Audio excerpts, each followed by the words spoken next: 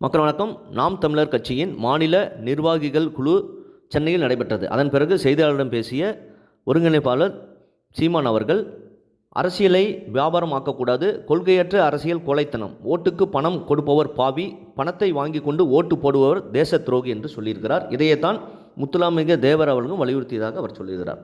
காந்தி மற்றும் அம்பேத்கர் அவர்களும் இதையேத்தான் வலியுறுத்தியதாக அவர் சொல்லுகிறார். நெடுங்காலமாக தேச துரோகத்தைத்தான் தமிழ்நாட்டு மக்கள் செய்து கொண்டிருக்கிறார்கள். லோக்சபா தேர்தலுக்கு 50 கோடி ரூபாய், சட்டசபை தேர்தலுக்கு 15 முதல் 20 கோடி ரூபாய் செலவு செய்யும் ஒருவர் போட்டை பணத்தை எடுக்கும் நோக்கத்தில் தான் செயல்படுவார் என்று அவர் சொல்லியிருக்கிறார். கண்டிப்பாக மக்களுக்கு செய்ய வேண்டும் என்ற எண்ணம் அவருக்கு இருக்காது. புதிய கட்சிகள் துவங்குபவர்கள் ஏற்கனவே இருக்கும் கட்சியின் கொள்கைக்கு மாற்றாக தொடங்கிவிட்டு பிறகு அதே கட்சியின் கூட்டணி வைக்கிறார்கள். மது ஒழிப்பு மாநாடு நடத்திய திருமாவளவன் அவர்கள் டாஸ்மாக் நடத்தும் திமுகவுடன் கூட்டணி வைத்திருக்கிறார். கண்டிப்பாக திருமாவளவனை ஆதரிக்கும் அவர் பின்வரும் அந்த சமூக மக்கள் புரிந்து கொள்ள வேண்டும். அம்பேத்கர் அவர்களுடைய கொள்கையை திருமாவளவன் கண்டிப்பாக கடைப்பிடிப்பவர் கிடையாது. இந்த திமுகவுக்கு இந்த ஓட்டுக்கு பணம் கொடுக்கும் விஷயத்துக்கு ஆதரவு தெரிவிப்பது தான் காரணம். ஒரு மிக சிறிய உதாரணம். ஆகவே 2-3 சீட்டுக்காக திருமாவளவன் இந்த மாதிரி செய்து கொண்டிருக்கிறார். அந்த சமூக மக்கள் புரிந்து கொள்ள வேண்டும்.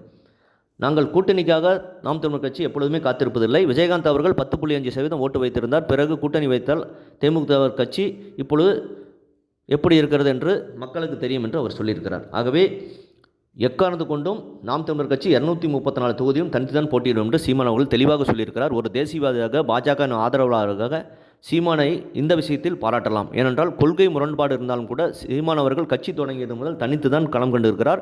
தற்பொழுது நாம் தமிழர் கட்சி 8% வாக்குடன் ஒரு அங்கீகரிக்கப்பட்ட கட்சியாக வளர்ந்திருக்கிறது என்பதால் அது யாராலும் மறுக்க முடியாது. ஆகவே தமிழக மக்கள் என்று புரிந்து கொள்ள வேண்டும். கடந்த 4 ஆண்டு காலம் திமுக ஆட்சியில் சட்டம் ஒழுங்கு மிக மோசமாக இருக்குது. பெண்கள் பாதுகாப்பு இல்லை. சமீபத்தில் கோயம்புத்தூர் சம்பவம் தான் மிகப்பெரிய உதாரணம். அதுபோல் நகராட்சி துறையில் அமைச்சர் நேரு அவர்கள் பணி நிமித்தமாக 888 கோடி அளவுக்கு ஊழல் செய்திருக்கிறார். 1000 கோடி அளவுக்கு டாஸ்மாக் ஊழல் நடந்திருக்கிறது. அதே போன்று ஏற்கனவே உதயநிதியும் அவருடைய மைத்தினர் சபரீசன் அவர்களும் பதவி ஆட்சிக்கு வந்து 2 வருடத்தில் 30,000 கோடி சம்பாதித்துள்ளார் என்று அவருடைய அமைச்சர் திமுகவின் அமைச்சர் பழனிவேல் தியாகராஜன் அவர்களே சொல்லியிருக்கிறார். ஆகவே இதெல்லாம் மிகப்பெரிய சாட்சி. இதையெல்லாம் தெரிந்து கொண்டு மீண்டும் மக்கள் காசை வாங்கி கொண்டு திமுக ஆட்சியில் அமைத்தனால் அந்த ஆண்டவனை வந்தால் கூட தமிழ்நாட்டை காப்பாற்ற முடியாது என்பதுதான் நிச்சயம். இதை பற்றி உங்கள் கருத்து என்பதை கமெண்ட் செய்யுங்க. சேனலை ப்ளீஸ் சப்ஸ்கிரைப் அண்ட் ஷேர் செய்யுங்கள். நன்றி, வணக்கம், ஜெய்ஹிந்த்.